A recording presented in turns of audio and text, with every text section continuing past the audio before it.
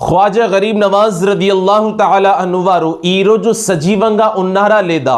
కొన్ని జమాత్ కి సంబంధించిన వారు ఆయన సజీవంగా లేరు, చనిపోయారు అని అంటారు. మాజల్లాహి సుమ్మా మాజల్లా. మరియు అహ్లే సున్నత్ వ జమాత్ అనగా మనం ఆయన సజీవంగా ఉన్నారు అల్హమ్దులిల్లా దీనిపైన ఈమాన్ పెడుతుంది. రండి ఈ ప్రశ్న యొక్క జవాబు అన్ని జమాత్ వారు అంగీకరించేలాగా చాలా సులభంగా తెలియజేస్తాను. సోదరులారా సోదరిమణులారా, అల్లాహ్ ప్రతి ముస్లిం పైన రోజుకి 5 పూట్లను నమాజ్ను ఫర్జ్ చేశాడు.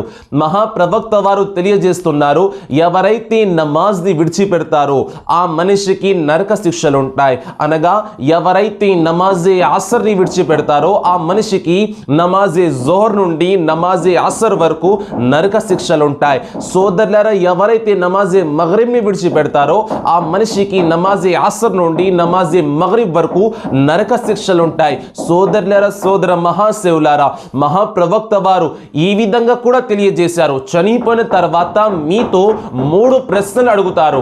ఆ 3 ప్రశ్నలకు మీరు కరెక్ట్ గా సమాధానం చెప్పినట్లయితే మీ అందరినీ స్వర్గంలోకి పంపిస్తారు దేవదూతలు. ఒకవేళ దేవదూతలు అడిగిన ప్రశ్నలకి మీరు సమాధానం రాంగ్ గా చెప్పినట్లయితే నరకం యొక్క దారి మీకోసం ఎదురు చూస్తా ఉంటుంది అని మహాప్రవక్త వారు తెలియజేశారు. సోదరులారా, ఒక ప్రశ్న యొక్క జవాబు ఇవ్వాలంటే ఒక మనిషి చనిపోయి ఉంటాడా లేదా బ్రతికి ఉంటాడా?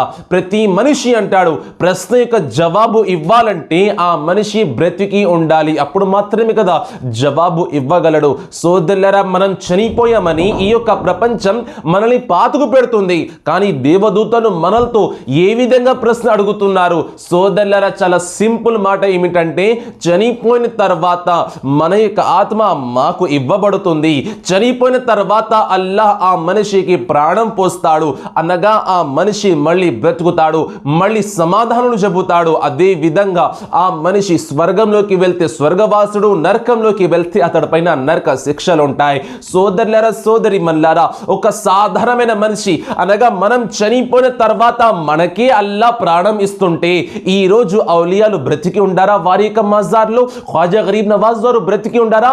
ఎందుకు బ్రతికి ఉండారు? ప్రతి మనిషి అంగీకరిస్తాడు, చనిపోయిన తర్వాత ఒక సాధారణ మనిషికి అల్లా ప్రాణం పోస్తుంటే మరి ఖ్వాజా గరీబ్ నవాజ్ రదియల్లాహు తఆలా అన్హు వారి యొక్క స్థానం చాలా ఉన్నతమైనది. ఈ యొక్క మాటని ప్రతి జమాత్ కి సంబంధించిన వారు అంగీకరిస్తారు. ఎప్పుడైతే మనం కబ్రస్థాన్ వైపు వెళ్తామో ముందుగా ఏం చేస్తాం? అస్సలాము అలైకుం యా అహ్లల్ ఖుబూర్ యగ్ఫిరుల్లాహు లనా వలకుం, అనగా మీ పైన అల్లాహ్ యొక్క శుభాలు ఉండును, మీ యొక్క పాపాలను క్షమించేవాడు, నా యొక్క పాపాలను క్షమించేవాడు అల్లాహ్. అంతుం సలఫునా వ నహ్ను బిల్ అథర్, అనగా మీరు అందరూ నాకన్నా ముందు వెళ్ళిపోయారు, మీ తర్వాత మేము కూడా రాబోచున్నాము అని మీరు ఎవరితో అంటున్నారు? అక్కడ ఎవరున్నారు? అందరూ చనిపోయారు కదా, మీరందరూ ఎవరితో మాట్లాడుతున్నారు? సోదరులారా సోదర మహాశివులారా, ఒక మనిషికి మీరు సలాం చేస్తున్నారు అని అంటే ఆ మనిషి బ్రతికి ఉన్నాడు అని అర్థం. ఒక మనిషితో మీరు మాట్లాడుతున్నారు అని అంటే ఆ మనిషి బ్రతికి ఉన్నాడు అని అర్థం. సోదరులారా సోదర మహాశివులారా, మనమందరం కబ్రస్థానికి వెళ్తే ముందు సలాం చేస్తున్నాము, ఆ తర్వాత మీ పాపాలను క్షమించేవాడు అల్లాహ్ అని చెబుతున్నాము, ఆ తర్వాత మీరందరూ నాకన్నా ముందుకు వెళ్ళిపోయారు, నేను కూడా తర్వాత రాబోచున్నాను అని మీరు చెబుతున్నారు. ఎవరితో? అక్కడ ఉన్న వారితో.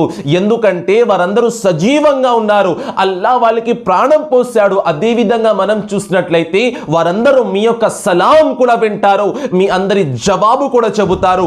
మీరు ఇచ్చిన ధైర్యం వారికి సరిపోతుంది. సోదరులారా, ఒక సాధారణమైన మనిషికి మీరు సలాం చేస్తున్నారు. ఒక పేక ఆట ఆడేవాడు, మద్యాన్ని సేవించేవాడు, వ్యభిచారం చేసేవాడు, ఒక నరకవాసి మీ యొక్క సలాంని వినగలుగుతున్నాడు. అలాగే ఆ కబ్రస్థాన్లో మంచివారు కూడా ఉంటారు, ఒక నమాజీ మీ యొక్క సలాంని వినగలుగుతున్నాడు. ఒక సాధారణమైన మనుషులే మీ సలాంని వినగలిగితే ఖ్వాజా గరీబ్ నవాజ్ వారు వినలేరా? మీరు చేసిన సలాంని వినరా? తప్పకుండా ఉంటారు. ఒక సాధారణమైన మనిషికి అల్లా ప్రాణం పోస్తే ఖ్వాజా గరీబ్ నవాజ్ వారికి అల్లా ప్రాణం పోయాడా? ఒక సాధారణమైన మనిషి మీ యొక్క సలాంని వినగలుగుతుంటే మరి ఖ్వాజా గరీబ్ నవాజ్ వారు వినరా? అందుచేత బరేలి నుండి నా యొక్క ఇమాం సమాధానం చెబుతున్నాడు, తు జిందా హై వల్లా, తు జిందా హై వల్లా, మేరే చష్మే ఆలం సే